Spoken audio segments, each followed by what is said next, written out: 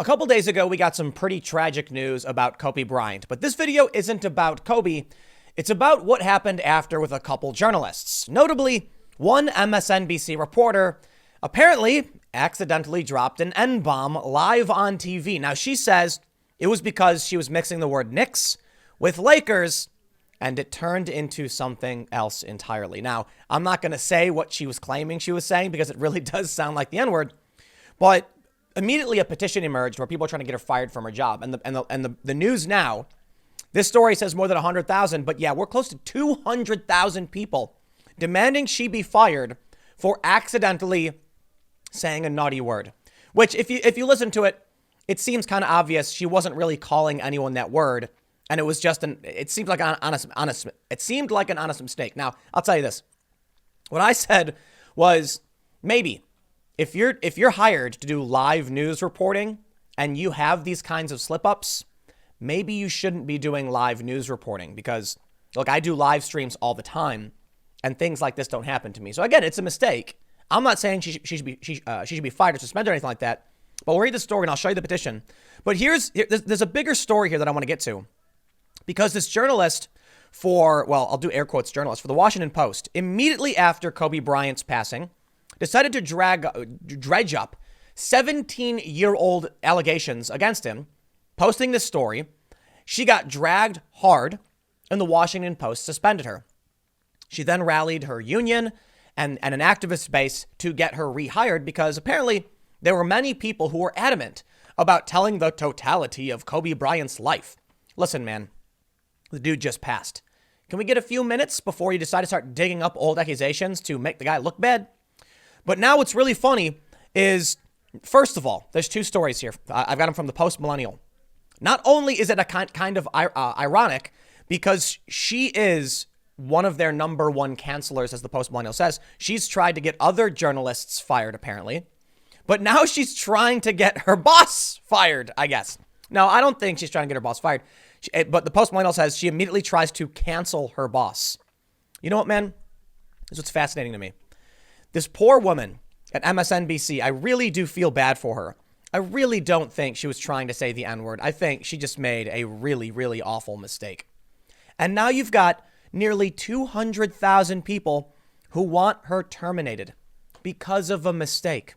Meanwhile, the woman who deliberately went after Kobe to smear him right after his passing literally is trying to make the situation worse, to exacerbate the story, to point the finger at her boss, and she's calling for people to come out and I don't know what she wants.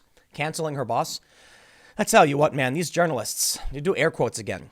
Because the MSNBC reporter seems like a fine person. She apparently worked for a local Fox affiliate before getting hired at MSNBC.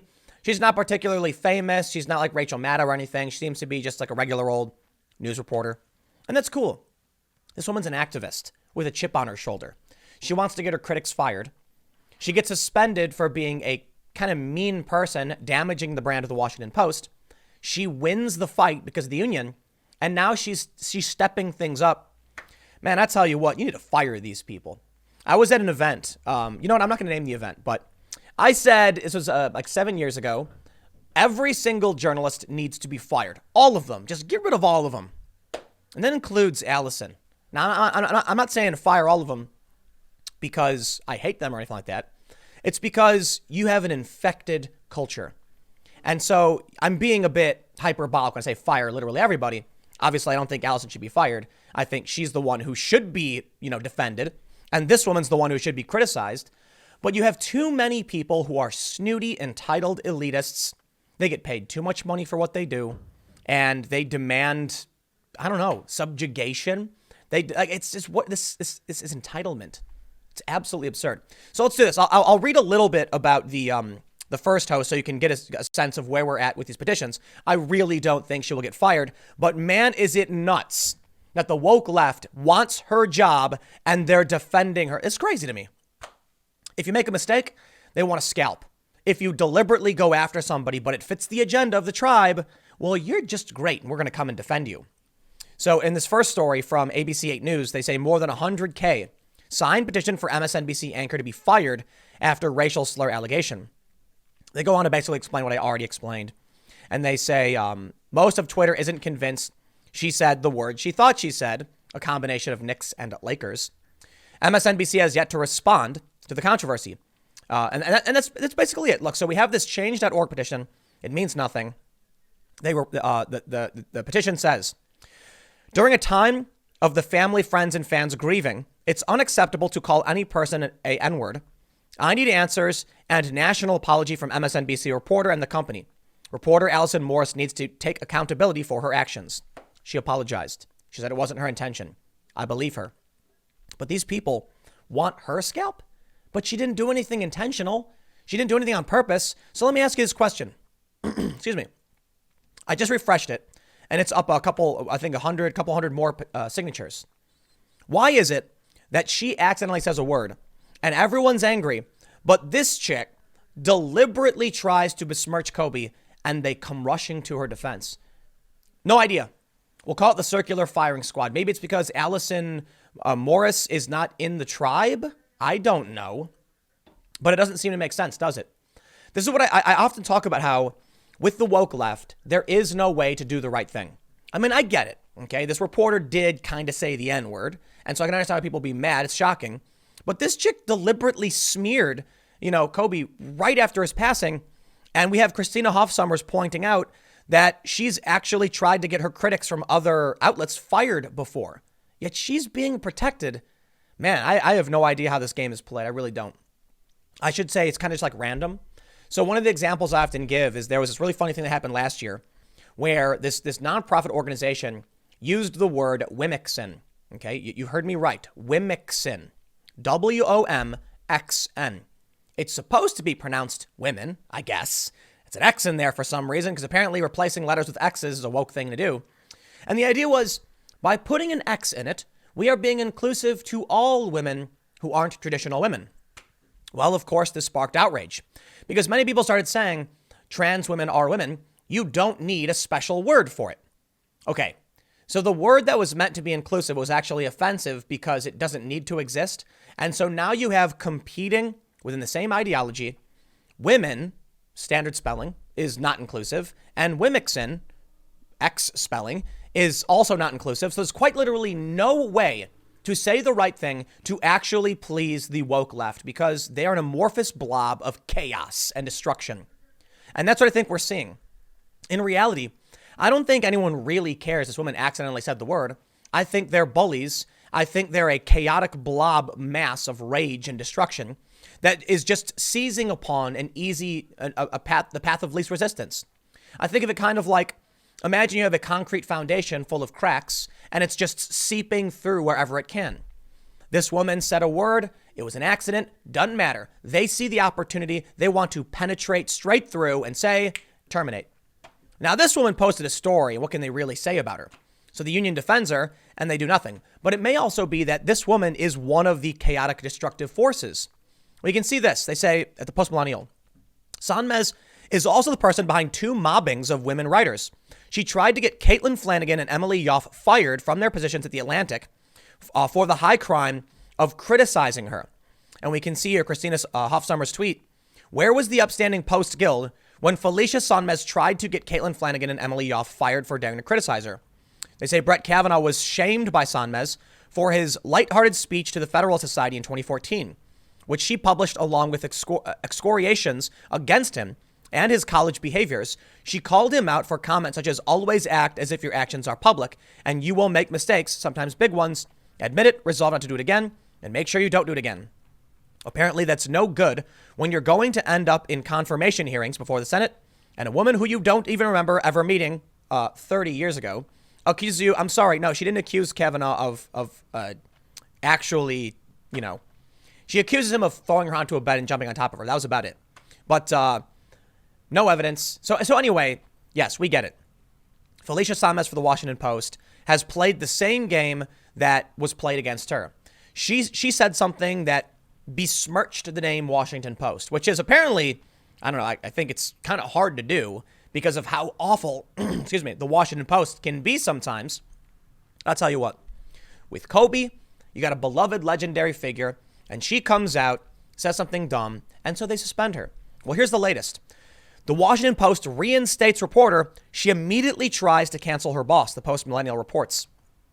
What's the first thing you do after your activist colleagues pull out all of the stops to get you your job back? Try to cancel your boss for suspending you in the first place. Mere hours after being reinstated from a suspension by the Washington Post, Felicia Sonmez took to Twitter to start another mob. The reporter who thought it was prudent to tweet out Kobe Bryant's allegations from 2003 on the day he and his daughter died tragically, attempted to launch a new cancel campaign. This time, her quarry is her boss, Marty Barron. You know what, Marty? You reap what you sow. All of these people, you deserve this. I don't know. You've got a couple problems here. These businesses unwilling to terminate people for insubordination. They're unwilling to stand up to the mob. She should have been fired. Okay, maybe she couldn't because the Post Guild, the union was like, you can't do it. So that I can respect to a certain degree. But therein lies a deep-seated problem with these organizations, is that you have these awful people with awful intentions and you can't do nothing about it. They report from the Post Millennial, it's a bold move to try to get the internet to attack your boss for suspending you after you've been reinstated. Basically, she wants to blame him for her own bad judgment. This was immediately applauded by disgraced defamation artist Talia Lavin, a person whose major accomplishments in media include lying about a military veteran's tattoo in an attempt to get him fired. I believe that was an honest mistake. Okay. I think, so for those who aren't familiar, Lavin worked for, I think, the New Yorker. She was a fact checker. And I don't think she intentionally was trying to smear the guy. I think she didn't fact check, which, she's bad at her job, I guess. She then went on to work for an activist organization producing like literal propaganda. But, I'm going to walk their thing back because I don't think she deliberately lied. But Talia said, "You are an absolute goddess and I stand with you 100%. On Tuesday in the Post Millennial, we stated how Sonmez's saga was a cautionary tale showing just how toxic cancel culture truly is. We pointed out that she smeared Supreme Court Justice Brett Kavanaugh, Atlantic writer Caitlin Flanagan, Reason contributor Emily Yoff, and her former colleague John Kyman. While we hoped that she might have learned the lesson that participating in witch hunts and online mobs never ends well, we were predictably wrong. A mere 24 hours later, here she is trying to ruin another career. Well, let's calm down. They say, in the end, we are not defending Marty Barron. It's the tactics being used that are in question. We are advocating for a better way to handle this kind of conflict. If the only culture you know is cancel culture, then you will wind up tragically canceled and pathetically uncultured." There's actually a saying for this. Live by the sword. You may be familiar. So after being reinstated, she tweeted, "I believe that Washington Post readers and employees, including myself, deserve to hear directly from Post Barron on the newspaper's handling of this matter, my statement." So I don't know if I ultimately care too much about what her statement is.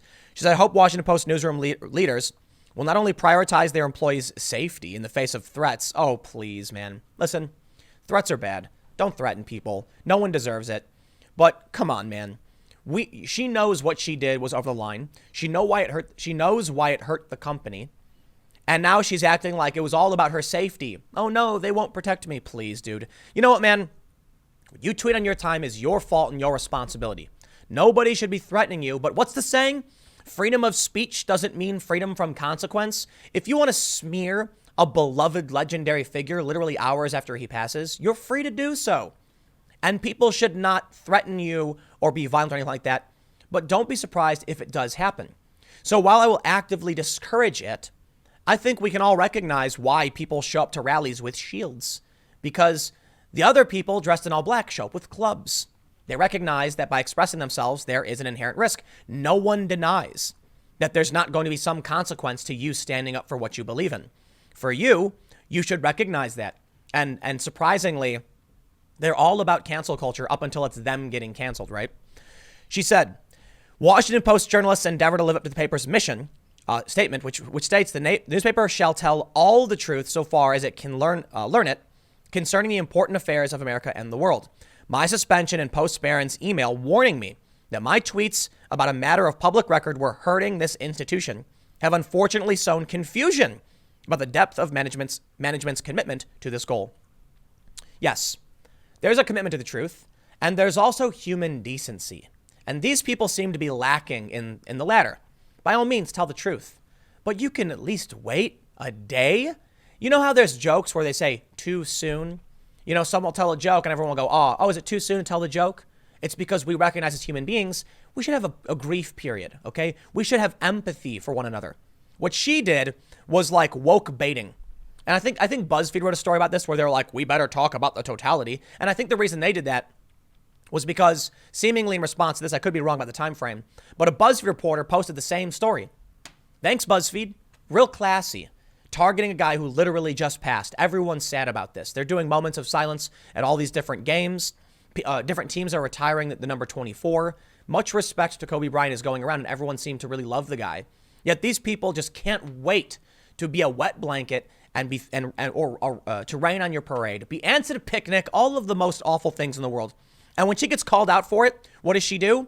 The union defends her, protects her from cancellation, from, air quote cancellation, and then she tries to flip it on her own company. I think this woman should be fired because she's seriously hurting the Washington Post at this point. Like she said, he said, your tweets are hurting this institution. That's true.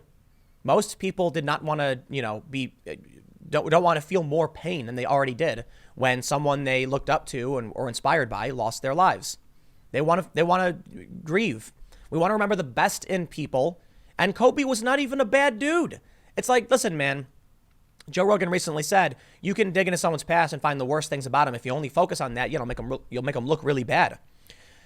But everybody's got bad things in their lives. And there's a reason why when someone passes, we focus on the good things because we want to feel better. By all means, a week later, a couple days later, if you want to write something called like the totality of Kobe Bryant, being honest about his life, more power to you. It's about having empathy, which she doesn't apparently have. But now from a business standpoint, the Washington Post is being seriously harmed, not just by her initial tweet, but now what she's continuing to do. She writes, I hope the Washington Post newsroom leaders will not only prioritize their employees' safety in the face of threats. Okay, so we read that. You get the point. I'll wrap it up. These people who work for these news companies, not all of them, but a lot of them, are narcissistic sociopaths. And as I've explained several times in the past week or two, these companies want to hire journalists who are verified and have large followings. It's a sign of status, the verification badge of a journalist, the large following. How many followers does she even really have? Let's see. Is it gonna show me? Apparently not. Let's load her. Okay, she's got 77,500. So there's something inherent to somebody who has this desire to have a following like this, to tweet these things out, to be provocative, to generate rage, and to consistently push the buttons. Most journalists I know, the real ones, don't want to be the story. So you'd think a real journalist would say, I apologize for tweeting this story. As I would like to not be in, the centerpiece of this, I will no longer be addressing it. No, she's doubling down. She wants the story to be her. She wants them to address what happened to her. She wants to be the center of attention. My friends, I call that narcissistic personality disorder. She is the story. She wants to be the story. All about her. You know how many people work for companies like the Washington Post who feel the same way? That's why news is becoming trash. That's why almost every single journalist has they inject their agenda. They're becoming pundits instead of reporters. Now, for me, I'll fully recognize any criticism and all criticism, how I used to do field reporting and now I do mostly commentary. But that is a traditional trajectory for a lot of journalists. A lot of journalists would go on the ground and then, 10 years later, you'd see them behind a desk anchoring and doing commentary. A lot of people do this. I'm not going to pretend to be a reporter for a prestigious paper. When I do it, I will tell you straight up, I'm doing political commentary. This woman is a national political reporter who really, really wants you to know who she is. You see, there's a big difference. When you have people claiming to be journalists, but what they really want is to be the center of attention, they want to be celebrities, then you don't get real journalism. You get agendas, lies, deceit, and activism. I'll leave it there. Stick around. Next segment's coming up at 1 p.m. on this channel, and I will see you all then.